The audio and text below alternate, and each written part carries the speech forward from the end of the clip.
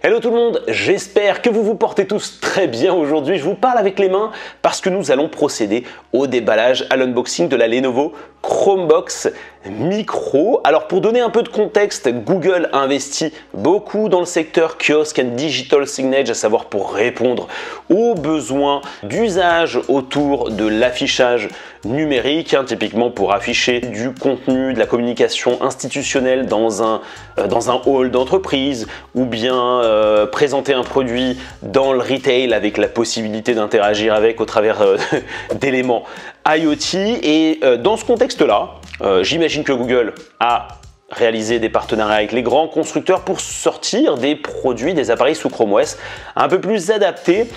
Et il est vrai que Lenovo a sorti cette nouvelle vague un peu de produits plus réduits, en tout cas de son nom micro, alors non pas microscopique, mais apparemment une taille proche de celle d'un smartphone.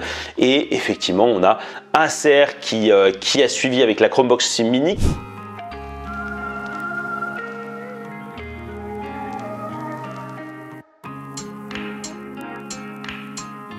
Qui n'est pas encore sorti si je ne m'abuse, mais également à Open et Asus, je crois, avec la Fanless qui semblait peut-être quelque chose d'un peu plus, je dirais, mini ou en tout cas réduit par rapport aux Chromebox qu'on connaît. Alors en face de nous, donc, on a un carton assez classique. Encore une fois, tous les constructeurs maintenant partent sur du carton. Évidemment, si vous allez sur du premium, j'imagine que vous allez avoir un carton un peu plus élégant avec un coloris. Là, on reste vraiment très brut. Donc, comme vous pouvez le voir, on est sur un paquet forcément réduit puisqu'on va avoir une Chromebox à l'intérieur. Une Chromebox avec de l'Intel Celeron N4500. Je crois avoir vu que ça avait été lancé, c'est un processeur qui a été lancé début 2021, mais qui va être suffisant pour de simples affichages, encore une fois, de contenu sur des écrans. On va avoir 8 Go de RAM et 32 Go d'espace de stockage en eMMC. Évidemment, on va avoir Chrome OS à l'intérieur. Donc procédons au déballage.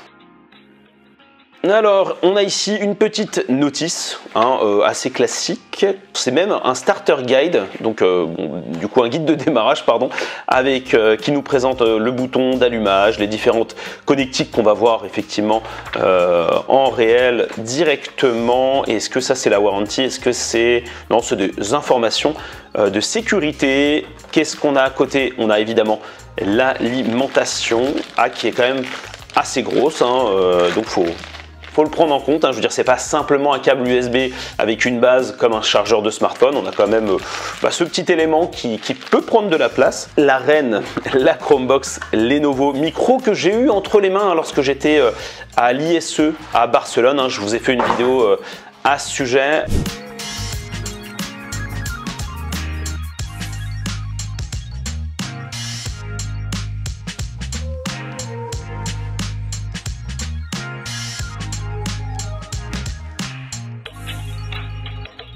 Mais évidemment, bon, je ne me suis pas attardé dessus, et là c'est l'occasion de la voir durant ce déballage.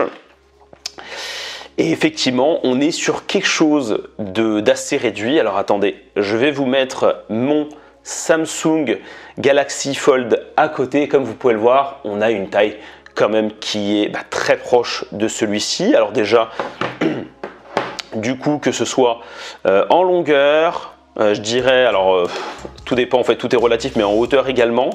Et en profondeur, effectivement, on va avoir quelque chose d'un peu plus large que ce type de smartphone, à savoir Fold, mais bien évidemment bien plus large qu'un smartphone, enfin bien plus large, assez large qu'un smartphone classique. Donc ici, on a notre logo Lenovo accompagné de la notation Chromebox à côté. Ça aussi, c'est désormais officiel. Sur chaque type de produit sous Chrome OS, on va avoir la bonne dénomination, excepté les Chromebase. Je ne crois pas avoir vu de dénomination Chromebase, je ne me souviens plus en tout cas. On va être sur du plastique, comme vous pouvez l'entendre, et peut-être même le percevoir. Plastique, je pense, assez solide. Est-ce que ça sonne pas forcément creux? Qu'est-ce qu'on peut dire d'autre? Évidemment, on va regarder, nous, ce qui nous intéresse. En tout cas, moi, ce qui m'intéresse, c'est évidemment les connectiques, même si on les connaît un peu, on fait un peu le tour du propriétaire. Donc, on va avoir un port jack, un port USB type C, deux ports USB type A, un port HDMI et un port Ethernet. Donc ça, c'est sur finalement la partie basse, et à l'arrière, du coup, un autre port USB type C. Alors j'imagine plus pour l'alimentation, vous allez la mettre comme ça. Et ici, par contre, pour toute la partie, évidemment, extension de l'écran et y greffer un USB stick ou autre, ainsi que le port Ethernet, ou en tout cas le câble RJ45. Qu'est-ce qu'on a d'autre à l'arrière? On a, alors je sais pas si on peut appeler ça des pas de vis, mais effectivement des endroits pour pouvoir y poser, j'imagine, un système de fixation, parce qu'encore une fois, ce genre d'appareil, eh bien, vous allez surtout le retrouver à l'arrière d'un écran. C'est ce qui en fait effectivement une de ses qualités, c'est que ce soit effectivement discret, micro, de manière à pouvoir le cacher, qu'il ne prenne pas tant de place que cela. On notera l'absence d'un port Kensington, donc d'une launch Kensington, qui permet effectivement d'utiliser des câbles de sécurité. Donc ce sont les câbles de sécurité avec les clés qui permettent effectivement de sécuriser à minima le matériel, et ça peut être par contre désavantageux pour l'appareil en question. Mais voilà, c'est vraiment encore une fois, c'est très petit, ça fait la taille, ouais, ça rentre quand même sur ma main, ça fait la longueur de ma main avec les doigts, évidemment avec les doigts inclus.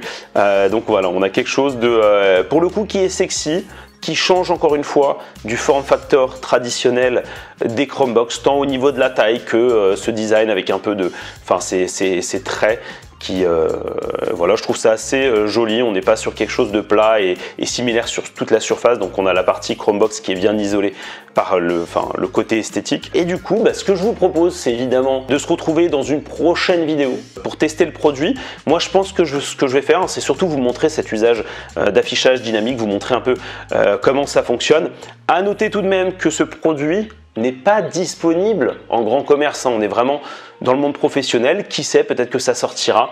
On va être évidemment sur des prix très attractifs au vu de la configuration, au vu de la miniaturisation également. Donc c'est intéressant de noter, mais il est disponible effectivement chez les revendeurs, si certaines entreprises ou certaines organisations nous écoutent. Voilà tout pour cette vidéo. Si vous avez apprécié, n'hésitez pas à liker, à vous abonner à la chaîne, et je vous dis à la prochaine.